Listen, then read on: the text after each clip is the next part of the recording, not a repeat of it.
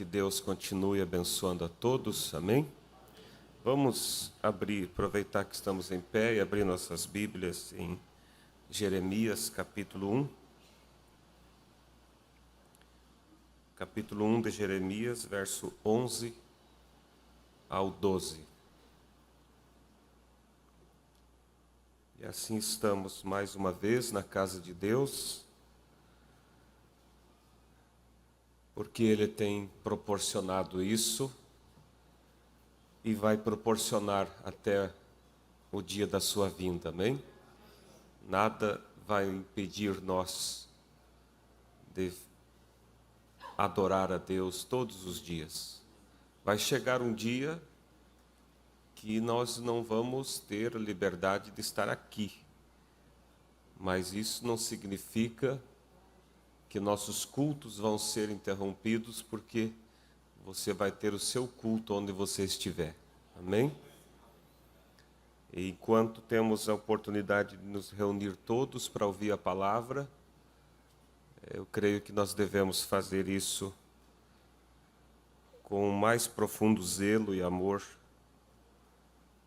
e armazenar alimento, né? Vamos então ler a Bíblia em Jeremias, capítulo 1, verso 11 e 12.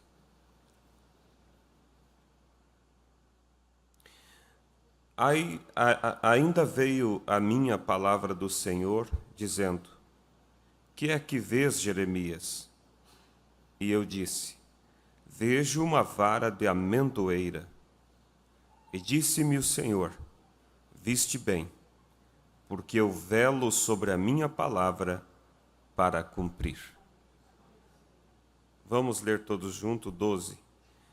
E disse-me o Senhor: Viste bem, porque eu velo sobre a minha palavra para a cumprir. Pai Santo, ainda em Tua presença, vivifica e unge esta palavra, Pai, em nome de Jesus, pela graça e a Tua misericórdia. Amém. Podeis assentar, irmãos. Com a graça de Deus, nesta manhã eu quero falar sobre o tema Ajuste o foco. Amém? Ajuste o foco. Eu estava pensando,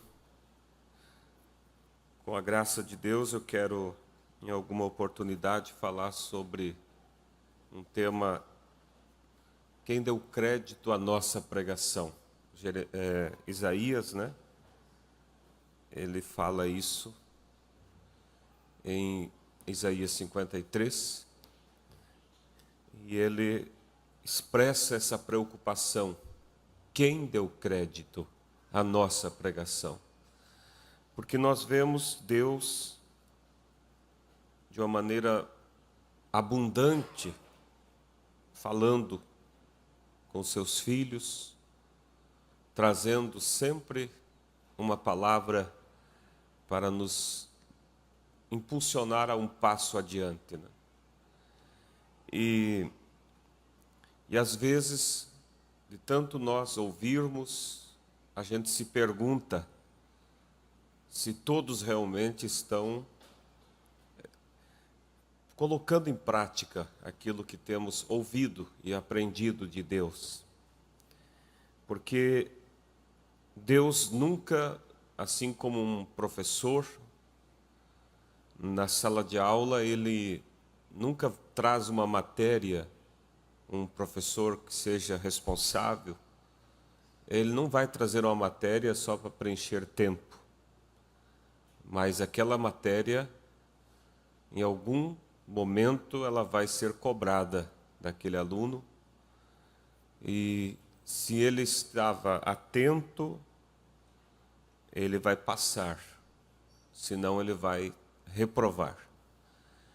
E assim Deus também, toda a palavra de Deus, ele diz, ela não volta vazia, ela tem um objetivo, e nós precisamos estar consciente disso, de que Deus espera de nós atitudes diante daquilo que Deus tem falado conosco, diante daquilo que Deus tem inspirado todos esses anos, e é uma fartura da palavra.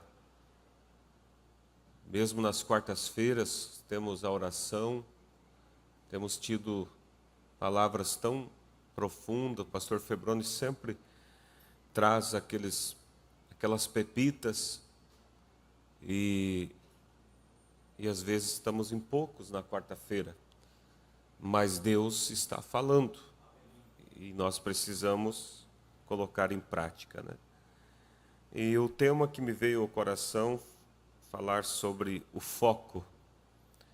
E como na quarta-feira o pastor Getúlio falou sobre cuidar com o foco, e eu lembrei que na semana anterior eu tinha falado ali em Vicente Dutra sobre a atenção com o foco.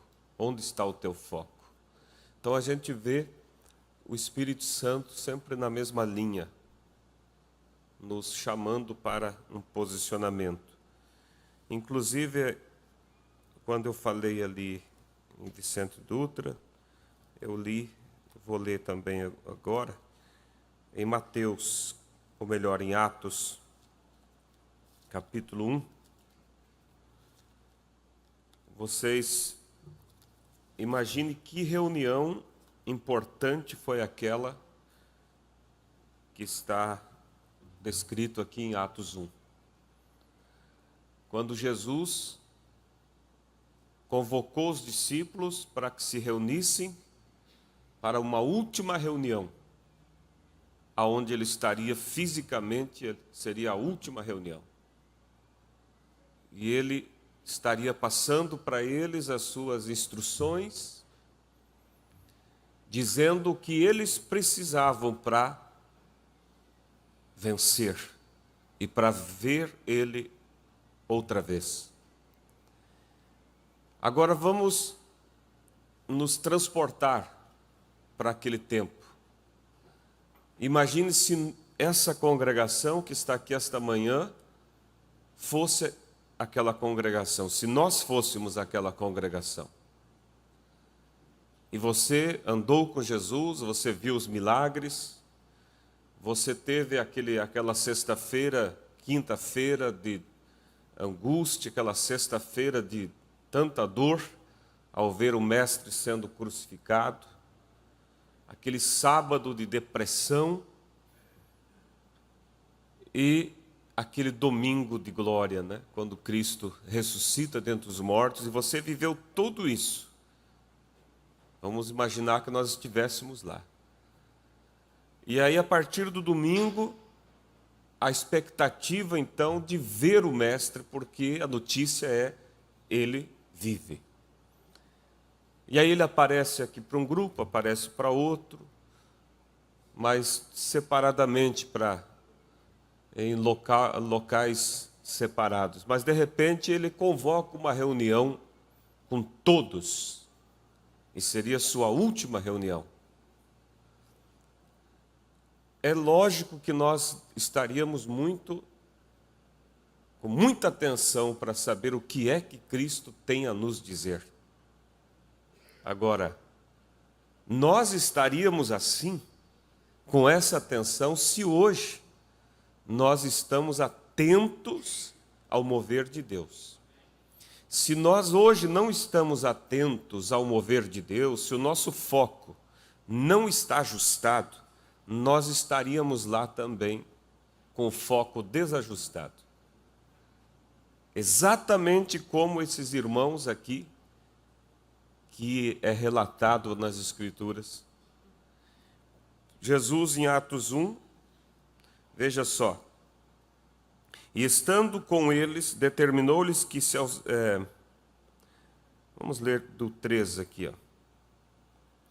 Aos quais também, depois de ter padecido, se apresentou vivo, com muitas e infalíveis provas, sendo visto por eles por espaço de 40 dias, e falando do que respeita ao reino de Deus. E estando com eles, nessa última reunião ali, determinou-lhes que não se ausentassem de Jerusalém, mas que esperassem a promessa do Pai, que disse ele: de mim ouviste. Em outras palavras, Jesus disse: agora eu vou estar se ausentando, vocês não vão me ver mais fisicamente aqui, mas há uma só maneira de vocês vencer. É se vocês tiverem em vocês a minha pessoa, na forma do Espírito.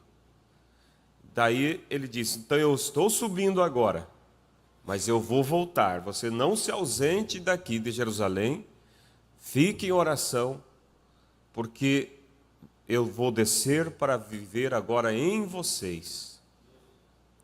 E sem isso vocês não vão poder continuar no Evangelho. Esse era o foco principal. Esse era o assunto realmente que a igreja precisava ouvir.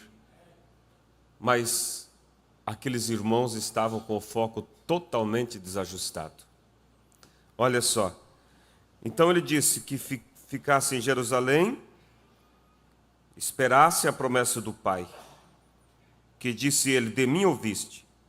Daí Jesus diz assim: porque na verdade João batizou com água, mas vós sereis batizados com o Espírito Santo não muito depois desses dias. Aí os irmãozinhos levantaram o dedinho assim para fazer uma pergunta. Qual foi a pergunta? Senhor, como melhor o que devemos fazer para receber o Espírito Santo? Será que foi isso? Seria assim se o foco deles estivesse ajustado. Mas eles chamaram a atenção de Jesus e disseram: aqueles, pois, que se haviam reunido, perguntaram-lhe, dizendo: Senhor, restaurarás tu neste tempo o reino a Israel? Que tipo de pergunta foi? Totalmente oposta ao que Jesus estava falando. Jesus estava falando do reino celestial, que a maneira deles estar nesse reino era esperando ali e sendo cheio do Espírito Santo, e eles fazem uma pergunta política, sobre a política do tempo. Senhor, em outras palavras, traduzindo, quando é que vai levantar um governo com capacidade de vencer os romanos e restaurar o reino, restaurar a nossa terra? Jesus ficou nervoso. Será que Deus fica? Fica. A Bíblia diz que Deus até às vezes se ira.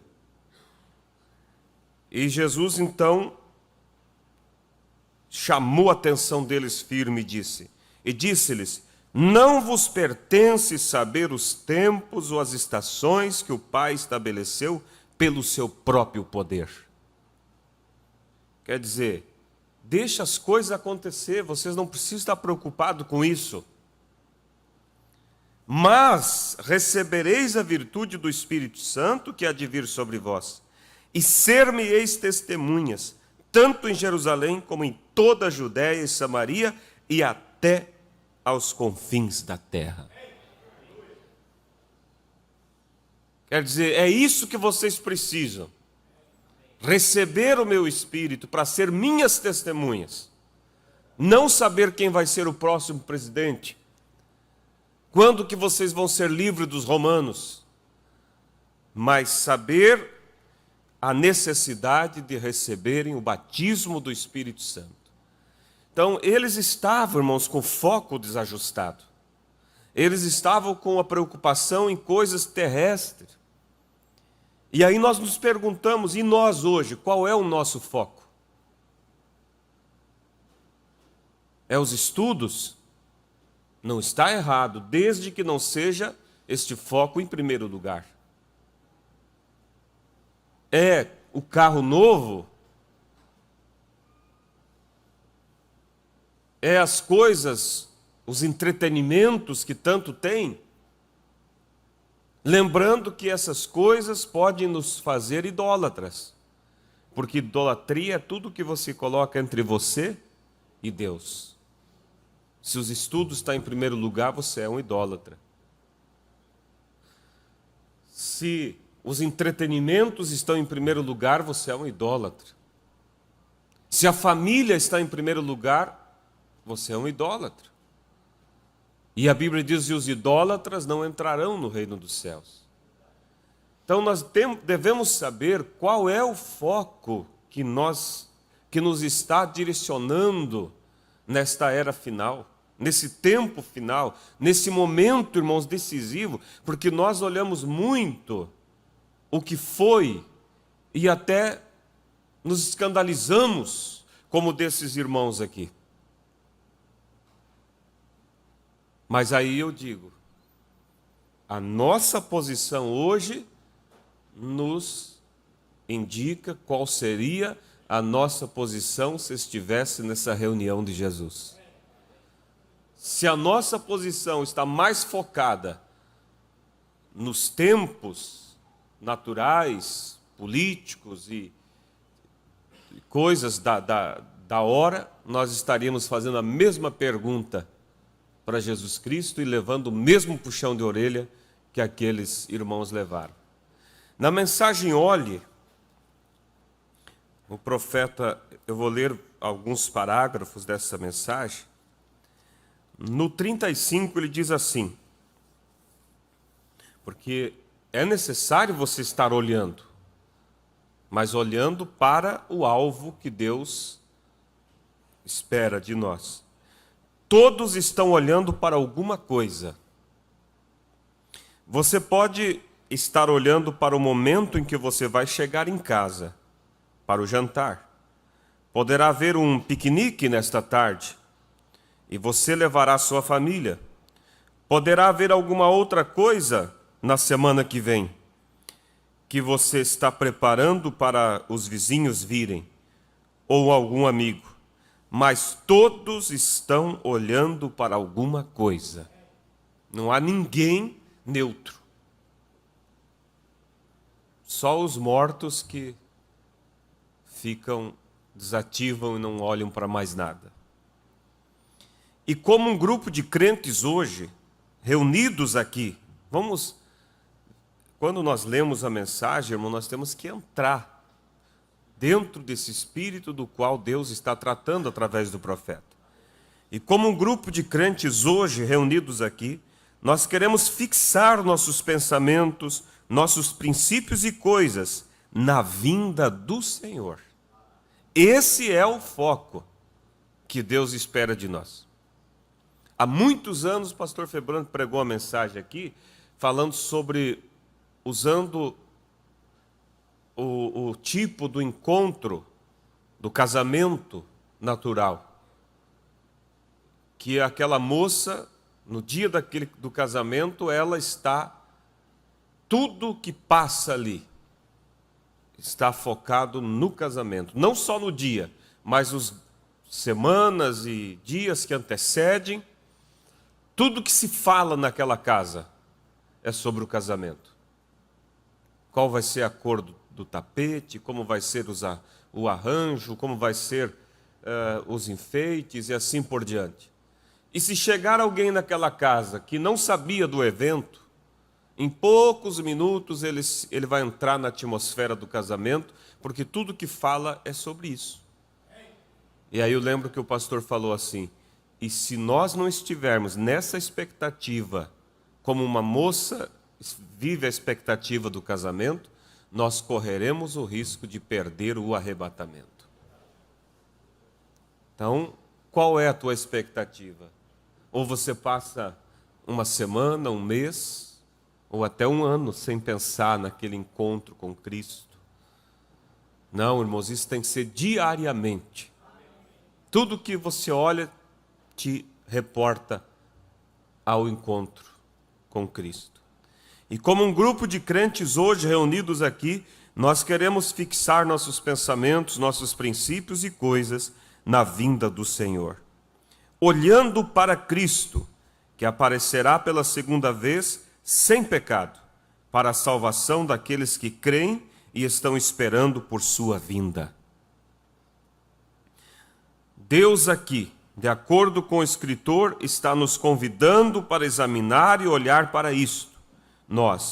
O escritor diz aqui que nós esperamos por Cristo pela segunda vez para vê-lo como Ele é. Amém? Essa é a tua expectativa, o teu foco?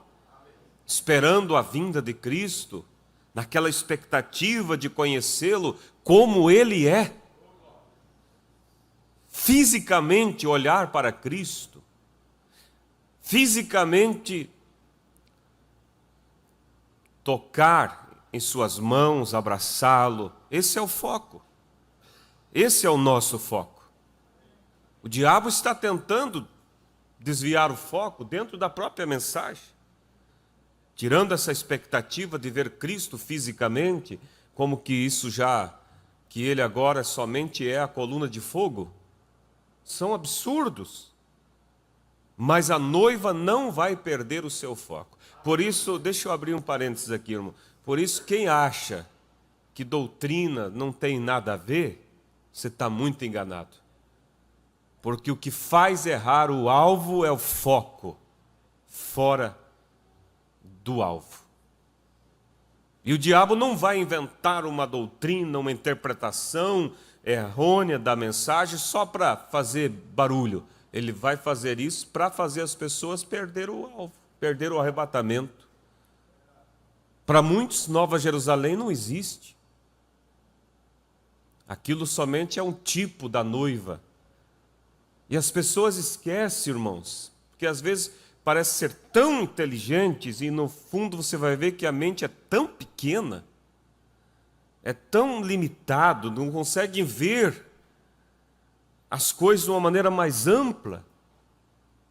Porque se você observar, há escrituras na Bíblia que têm sentido duplo, ela se aplica em mais do que uma coisa. Por exemplo, você vê que a grande prostituta, a Igreja Católica, a cidade a qual ela representa a grande prostituta, não é? Roma representa a grande prostituta. Agora, porque ela representa a grande prostituta, ela não existe? Roma não existe?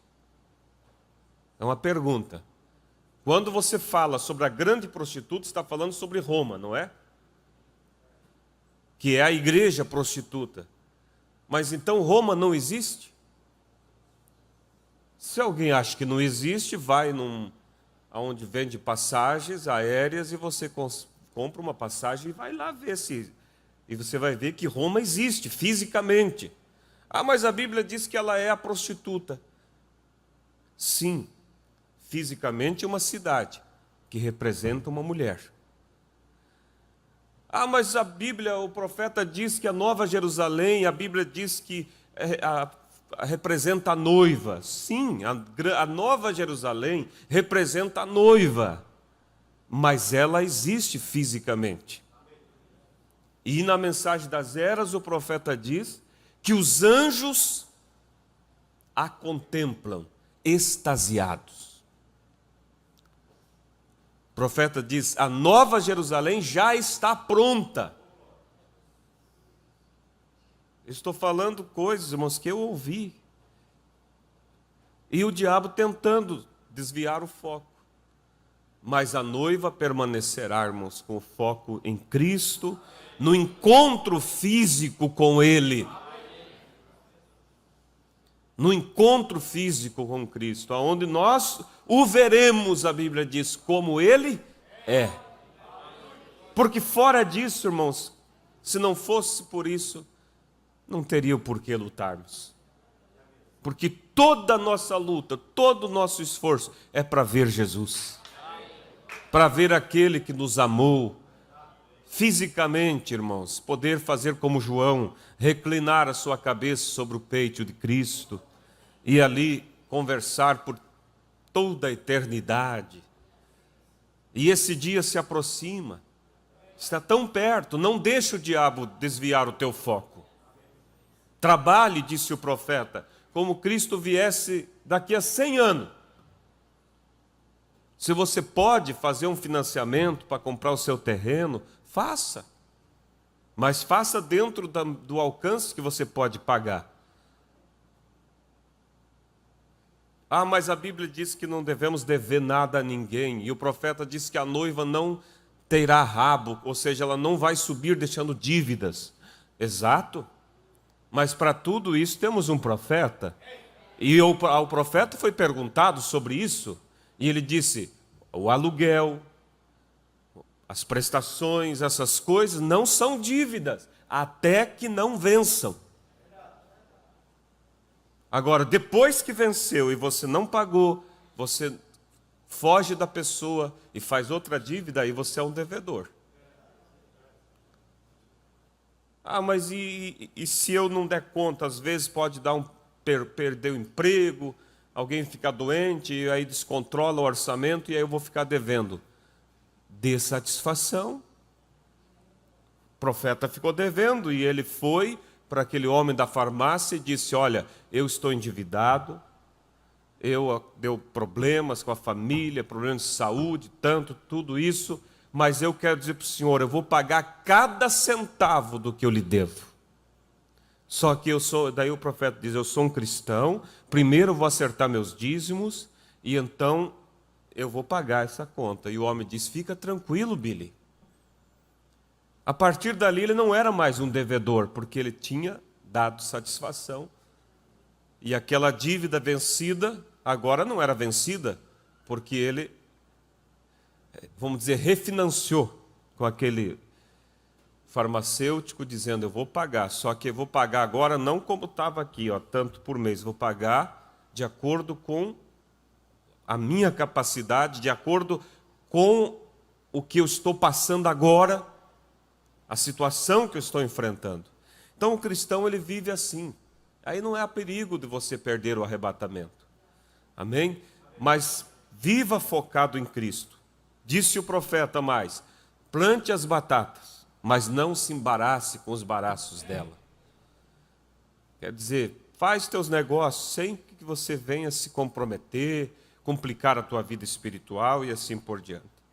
Então, o profeta diz, vou repetir, é como um grupo de crentes hoje reunidos aqui, nós queremos fixar nossos pensamentos, nossos princípios e coisas na vinda do Senhor, olhando para Cristo, que aparecerá pela segunda vez sem pecado, para a salvação daqueles que creem e estão esperando por sua vinda.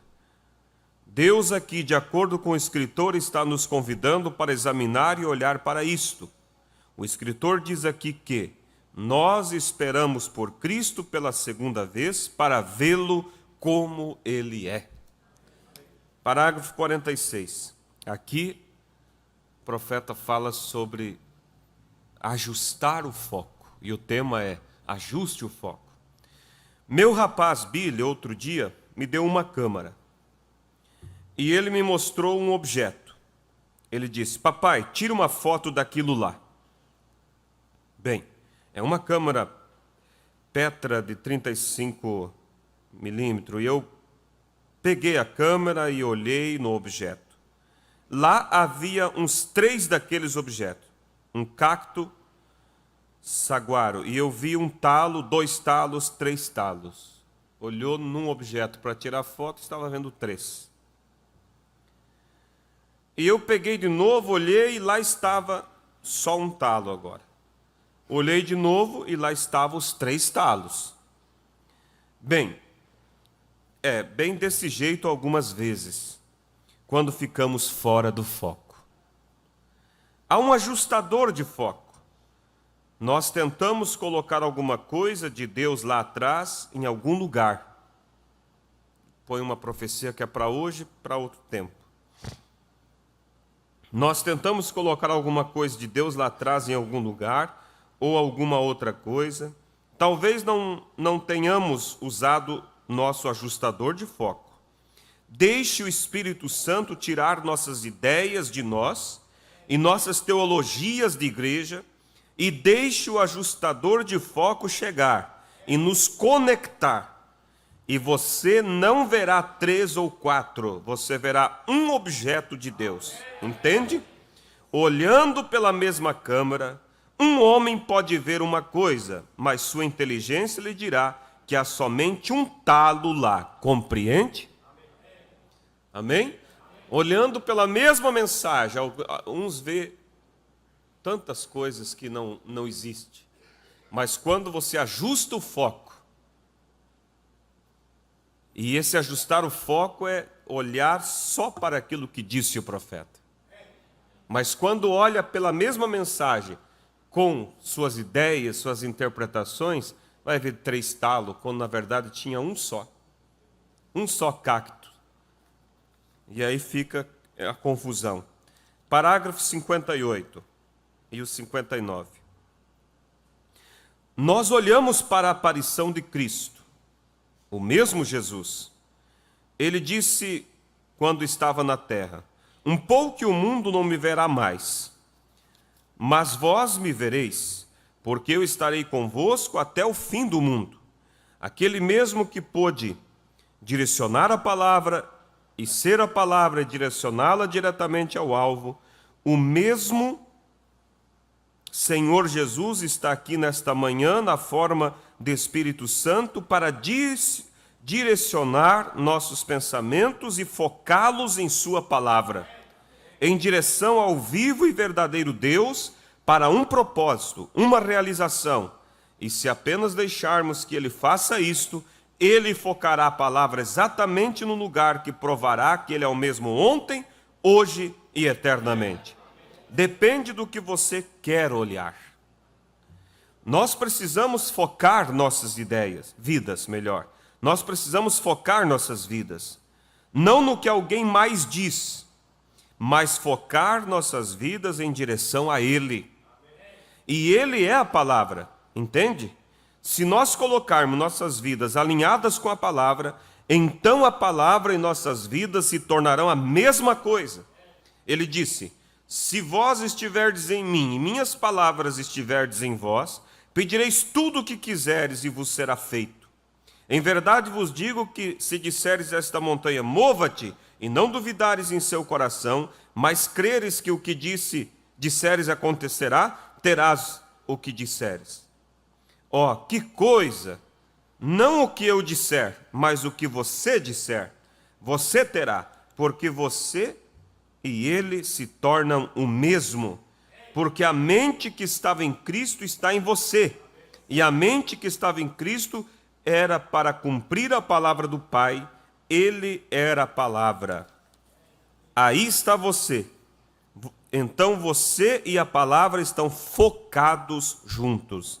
Você se torna uma unidade viva de Deus. Quão grandioso. Amém?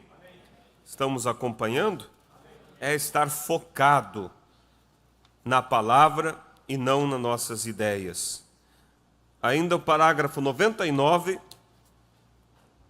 97 ao 99 da mesma mensagem, olhe. Agora, escutem com bastante atenção esta afirmação. Estamos escutando, amém? Fé. Agora, não deixe de captar isto. A fé foi projetada para ver a vontade e o querer de Deus. Não há conhecimento que possa fazer isto. Só a fé projetada para isto e dada à raça humana para descobrir qual é a vontade de Deus. E se você pega a fé que você tem e ela não foca a palavra de Deus, então deixa de lado, você tem uma fé errada. Mas quando a sua fé é dada por Deus, ela te focará com a palavra de Deus. E você está diretamente alinhado e com a mira ajustada. Oh, que coisa! Que Deus nos ajude nesta hora, nesta grande hora em que vivemos. Fé projetada para ver o que Deus quer. Como você vê? Através da câmara da palavra dele, da promessa dele. Esta é uma completa revelação de Jesus Cristo. Então, quando esta fé que está em você te foca nesta palavra, você está focado longe de toda a denominação, credos e tudo mais. Você está focado direto na palavra de Deus. Você está com a mira ajustada e precisa somente de um pequeno toque. Amém? Aquela oração voa diretamente para a presença de Deus, porque não há nada que possa impedi-la. Amém? Quando o foco está correto, aquela oração voa na presença de Deus. Nada pode impedir. Sim, é o que acontece quando você está com a mira ajustada em Deus, focado nele. Desta maneira, você olha para o alvo. Você não está olhando para o que alguém mais diz. Isso não pode acontecer. E isso não pode acontecer, as pessoas dizendo, não pode acontecer. Você está olhando para o que sabe que aconteceu. Olhe para o seu alvo. Você vê onde eles atingiram. Se eles acertaram o alvo naquele dia, ele é o mesmo ontem, hoje, eternamente. Tire o foco de todos esses credos e coisas os quais você está misturado. Volte direto para a palavra, então confesse sua incredulidade e deixe Deus tomar o seu Espírito Santo e direcionar sua visão direta em Jesus Cristo. Nós estamos olhando para Ele agora, não para o que alguém mais diz. Amém? Esse é o foco. Olhe para o que Deus disse. Olhe para o que a mensagem diz. Não acrescente tuas ideias. Fique com a mensagem, disse o profeta. Fé para o rapto, disse o irmão Brana, está aonde? Nas mensagens. Não nas interpretações, mas na mensagem. Naquilo que disse Deus através do seu profeta. E quando o teu foco, irmão, está alinhado, você então está convencido de que aquilo vai acontecer. E quando você está convencido de algo, você ajustou o foco e você viu e você se convenceu. É isso mesmo. Próximo passo é você se preocupar em alcançar. E na mensagem Convencidos e então Preocupados, o profeta fala sobre o problema hoje. Porque a igreja não alcança aquilo que deve alcançar.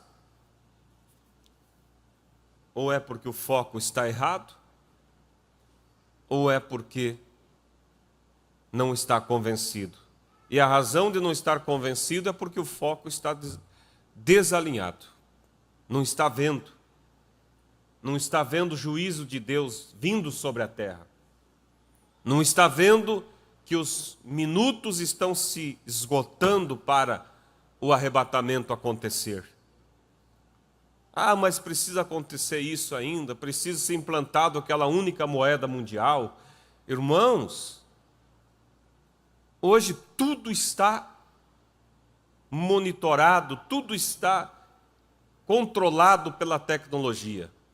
Você pode dormir e acordar com novas coisas sendo colocadas de um dia para o outro. Até os animais do campo estão rastreados. Fale com o agricultor para ver.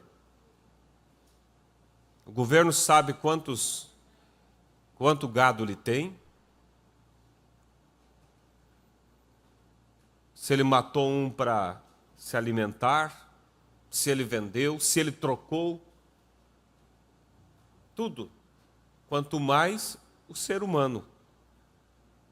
Então não pense que o que tem que acontecer vai demorar. Irmãos, as coisas, o laço, a Bíblia diz que a besta, o engano virá como um laço sobre os que habitam. E o laço não é armado ali na frente do boi, o boi vendo o laço é armado antes. Mas quando ele cai subitamente. Então, tudo que o diabo tem para fazer, ele está armando nas escondidas, nas reuniões secretas dos grandes líderes mundiais. Parágrafo 54, convencidos e então preocupados. Agora, como sabemos, e todos nós sabemos que estamos vendo agora um grande esfriamento ao redor da nação, Quando primeiro comecei, havia muito brilho nas reuniões. As pessoas estavam em reuniões de orações em todas as partes. Os jornais me criticavam.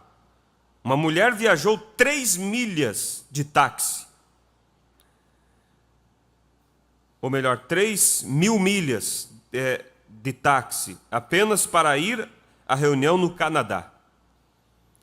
Eles não estavam tão preocupados mais. Ou melhor, eles não estão tão preocupados mais.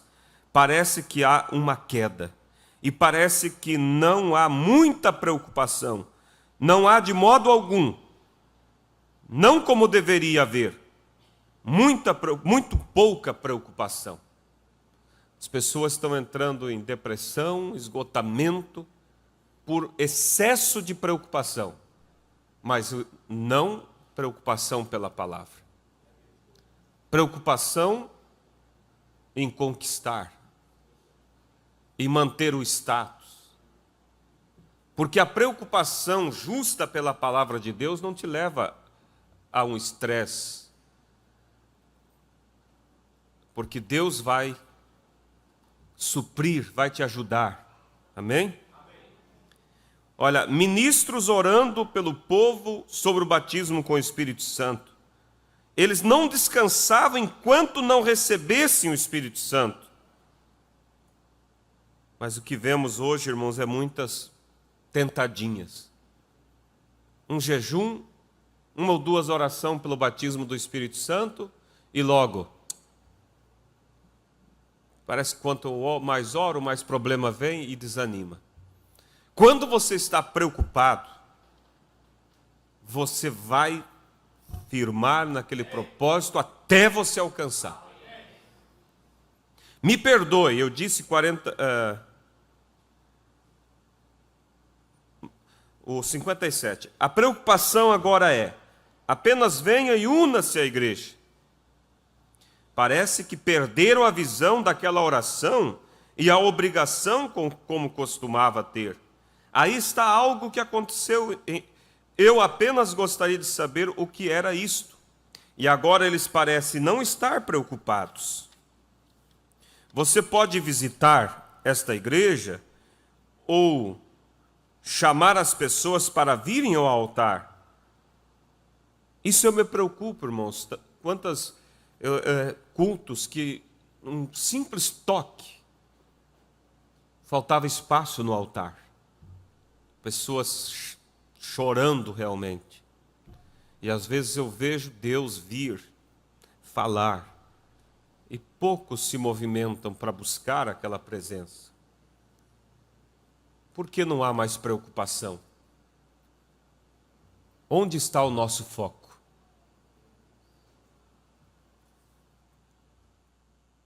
Você pode visitar esta igreja ou chamar as pessoas para virem ao altar, e anteriormente elas apenas corriam até o altar. Eu já vi quando eu pregava, antes mesmo de eu terminar meu sermão, o altar de um lado ao outro dos corredores estava cheio de pessoas. Já testemunhei quando o Espírito Santo movia na audiência e predizia e dizia algo e alguém, e as pessoas se maravilhavam e simplesmente desmaiavam bem em seus lugares. Há algo errado. Deus está falando conosco, irmão, esta manhã. E se o teu foco não está alinhado, alinhe nesta manhã. Há algo errado em alguma parte. Porque quando, irmãos, a pessoa tem culto, a pessoa fica em casa, tranquilamente, há algo errado. O foco não está ajustado, irmão, não tem como estar. Só vem no culto de ceia.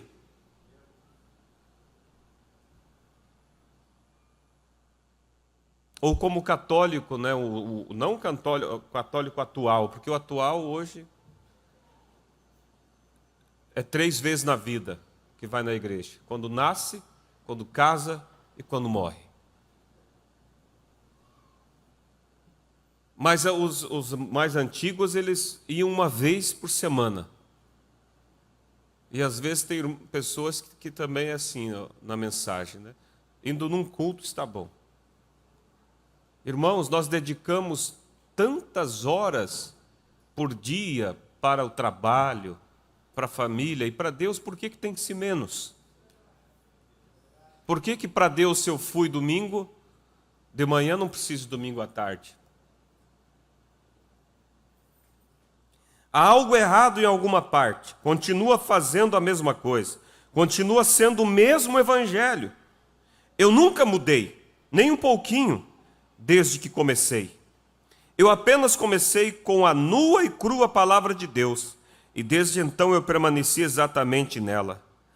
Há 32 anos, quando estou atrás do púlpito, e nunca voltei atrás de nada ou mudei qualquer coisa. Eu afirmo isto da mesma forma que comecei. Somos testemunhas desse ministério, né? Os irmãos mais velhos ali, a irmã Isabel, vejo ali, tantos outros. Há quantos anos esse ministério aqui? Sempre o mesmo. Não houve mudança. E por que há mudança na vida de alguns? Por que as saias estão curtas, blusas degotadas? Irmãos, alguns não generalizamos, né? Mas vemos pessoas da mensagem, nos momentos de lazer com uma bermuda ou algo assim. A mensagem é a mesma. A mensagem é a mesma, e o profeta diz que bermuda é roupa de efeminado. E nós temos que ser a diferença, seja aqui, ou seja lá no lazer, lá na praia, quando você vai. Agora, a praia que nós vamos não é a praia de Copacabana, porque também aí não tem como você... Mas há alguns lugares ainda, pouco desabitados, né? Que ainda Deus tem permitido, mas você vai ali como um cristão. Seja uma luz onde você for. Seja uma luz lá no trabalho. Seja uma luz lá no colégio, onde for. Há 32 anos que estou atrás do púlpito e nunca voltei atrás de nada ou mudei qualquer coisa. Eu afirmo isto da mesma forma que comecei. Eu não posso voltar com isso atrás. Isso é a palavra de Deus. E se eu digo isso exatamente como é dito aqui, a próxima vez que tenho que dizer a mesma coisa, porque aqui está a maneira que isso está escrito. Então apenas não podemos fazer nada a respeito disso. E o Espírito Santo continua fazendo a mesma coisa, mas parece que não há preocupação suficiente. Agora eu gostaria de saber por quê. Por que não existe a preocupação como existia? Eu creio que a razão pela qual não existe, isso aqui é forte, irmãos, mas é real. Eu creio que a razão pela qual não existe tal preocupação como havia é que não estão convencidos como estavam. Você tem que estar convencido antes que possa estar preocupado. Vocês sabem em que eu creio? Eu creio que o povo não está convencido que Jesus virá em breve. Eu não creio que eles estão convencidos que ele está vindo nesta era. E eu creio que esta é a razão pela qual eles não estão preocupados, porque não estão totalmente convencidos. Isto é certo, eles não estão convencidos de que ele está com eles. Se estivesse, eles voltariam com a palavra. E agora muitas pessoas não podem compreender isto. O amor é disciplina. Você deve disciplinar o povo se você os ama. Se a sua filhinha estivesse assentada lá fora na rua, como eu disse nesta manhã, fazendo bolinhos de barro, se você realmente a ama, você a tiraria do meio da rua.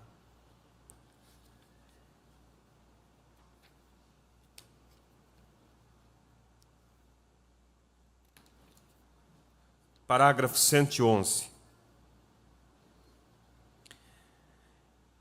Este é o problema nesta noite. As pessoas não estão convencidas do quê? Da mensagem. Porque se está convencido do que é essa mensagem e o que ela está fazendo na vida daqueles que se entregam a ela, nossas atitudes seriam diferentes. Agora, ficar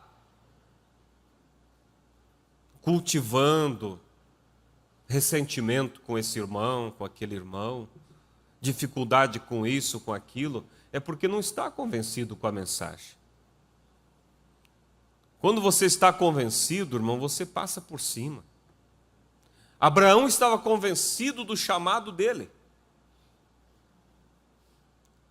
Por isso, irmão, ele não se preocupou em perder as melhores terras para seu sobrinho Ló. Ele sabia, para onde eu for, onde eu estiver, Deus estará comigo. Quando você está convencido da mensagem, convencido do que Deus tem te chamado, você simplesmente sabe, olha, se eu tiver que perder isso, para não perder meu irmão, para não perder o convívio, Deus vai me abençoar, Deus vai me prosperar. Amém? Este é o problema nesta noite, as pessoas não estão convencidas da mensagem. O povo não está convencido com o Espírito Santo.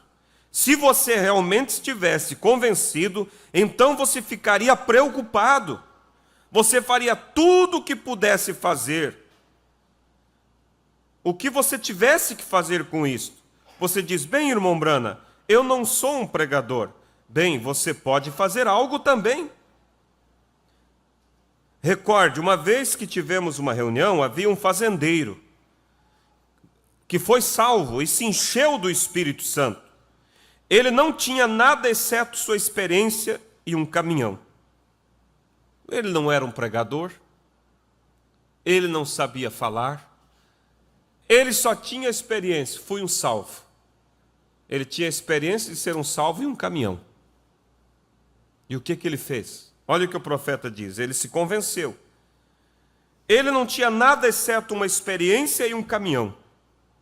Porém, ele carregou tantos para a reunião, ele trouxe mais de 30 que se encheram com o Espírito Santo. Está vendo? Você pode fazer alguma coisa. Ontem nós estávamos ali em Poaçu, tivemos um culto muito abençoado, e vai ser feito ali um trabalho. O irmão Clenoir, né, vai organizar, vai avisar a igreja quando chegar o dia. Trabalho de evangelismo. O Moadão falou lá com o cacique para conseguir um local. E eu disse para os irmãos, o trabalho parte do princípio de orar, jejuar, se preparar para o evento. E comecem a convidar pelos seus vizinhos. É isso. Você pode fazer alguma coisa. Mas eu pergunto, quem sabe há muitos aqui que nunca falou de Cristo para o vizinho. Nunca convidou.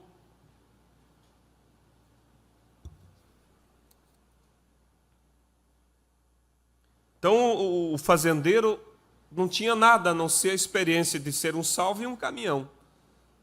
Levou 30 pessoas para a reunião e essas pessoas foram cheias do Espírito Santo. Por quê? Ele estava convencido. E quando ele ficou convencido, ele se preocupou. Sua filhinha foi curada. Nós tínhamos pessoas enfermas toda noite. Um caminhão cheio delas. Toda noite o fazendeiro trazia um caminhão cheio de pessoas doentes. Porque a filhinha dele foi curada, então ele se convenceu e se preocupou em trazer outros para ser curado.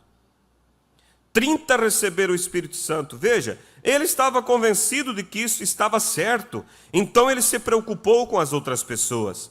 E nós, se estamos convencidos que Jesus virá em breve, nós estaremos preocupados com os nossos que estão perdidos. Faremos tudo o que pudermos para levar o Evangelho. E assim por diante. Se você está convencido de que você é um salvo, você não vai deixar alguém morrendo ali do teu lado, um vizinho doente terminal, e não ir lá fazer uma visita, você mesmo falar do Evangelho ou levar alguém para falar. Então, irmãos, vamos ajustar o foco no alvo, o arrebatamento, a vinda de Cristo. Quando o foco está ajustado nisso, irmão, todas as demais coisas se alinham. Tudo. Quando a pessoa está com a pressão alterada, todo o organismo está bagunçado. A cabeça dói, o estômago não funciona direito. Ajustou a pressão, todo o organismo se ajusta. Ajustou o foco em Cristo, no arrebatamento, no batismo do Espírito Santo, o assunto da família, o desentendimento se ajusta. Os problemas com o colega de trabalho vai se ajustar, tudo se alinha. Parágrafo 178 da mensagem Olhe. Olhe, depende do que você está olhando. Olhe o que tem sido feito. O pilar de fogo, o Espírito Santo, ele é o mesmo ontem, hoje e eternamente. Agora vamos olhar, vamos crer, vamos entender que estamos nos últimos dias, estamos nas últimas horas, estamos nos últimos minutos da última hora. 183. E aquela noiva está olhando para a vinda do Senhor Jesus, que será secreta. A vinda secreta de Cristo acontecerá, e ele tirará sua noiva à noite. Como o livro que eu li certa vez sobre Romeu e Julieta. Como ele veio com uma escada e tomou sua noiva dentre eles. Esta será a maneira que Jesus virá algum dia. E olhando para aquele que não está olhando para os seus credos, mas olhando para Cristo, esperando por sua vinda, com seu coração centrado nele. Amém? Então, que Deus nos abençoe, irmãos. Essas poucas palavras nesta manhã, mas isso vem de Deus. É um sentimento de Deus para conosco nesta manhã. Qual é o teu foco? Qual é o teu foco? Quando você focou em algo, você foi e conseguiu. Não é verdade? Você foi, você diz, eu preciso de um carro. Você deu um jeito, economizou, fez umas horas a mais, correu e alcançou. A gente seguido vê notícia, né? Pessoas focam no estudo, às vezes vendendo coisas na rua para conseguir, vão e se formam. Se torna um doutor, se torna uma pessoa diplomada. Por quê? Porque ela focou naquilo. E como nós vimos o profeta dizer, não existe ninguém que não esteja focado em algo. Ah, mas eu tenho fulano que vive de acordo com o vento sopra. Esse não tem foco. Tem um foco, sim, na irresponsabilidade. Está focado naquilo, focado em não ser ninguém na vida. Não vai ser mesmo. Todos estão focados. E sabe, irmãos, e eles estão certos de estar focado naquilo, dentro do princípio de que você tem que realmente lutar por aquilo que você quer. Porque Jesus diz, ou seja, frio ou quente. Porque o morno é o vomito da boca. Tanto frio quanto morno está errado. E nenhum deles vai ter o favor de Deus, mas pelo menos Deus olha com mais graça para aquele que define realmente o que é, não fica sendo um falso. E o profeta disse para o Billy uma vez: Billy, se você decidir ser um vagabundo, seja um bom vagabundo. Não trabalhe nem um dia sequer na tua vida. Mas se você decidir ser um bom homem, seja um bom homem também. Se você decidir ser um pedreiro, seja um bom pedreiro. Se você decidir ser um professor, seja um bom professor. Se você decidir ter uma família, ser um pai, seja um bom pai. Se você decidir ser um cristão, seja um bom cristão. Amém? É isso que nós queremos, ter um foco naquilo que nós decidimos.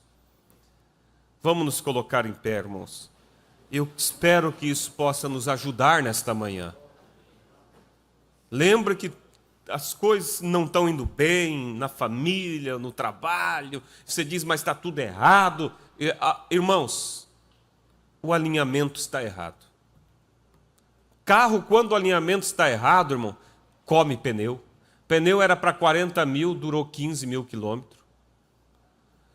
Perigo de sair fora da pista, porque ele desliza facilmente, tudo, irmão, tudo dá errado, tudo fica errado, mas você alinhou ele, irmãos, aí tudo vai normalizar. Alinhe tua vida com Deus, alinhe teu foco na busca pelo Espírito Santo, em ser um bom cristão, em se identificar com a palavra. Não tenha vergonha de dizer assim, olha, eu não participo dessas coisas, eu sou um cristão. Eu me lembro de um irmão que trabalhava, acho que no DR, e os colegas, você sabe, eles vão viajando e acampando e assim vão. E um deles roubou uma melancia por lá e chegou fazendo festa, né? E todo mundo sabe como o ímpio é, né? Acha tudo graça no que faz. E aí cortaram a melancia e ele foi repartindo. Quando chegou no irmão, o irmão disse: eu não vou participar desse roubo.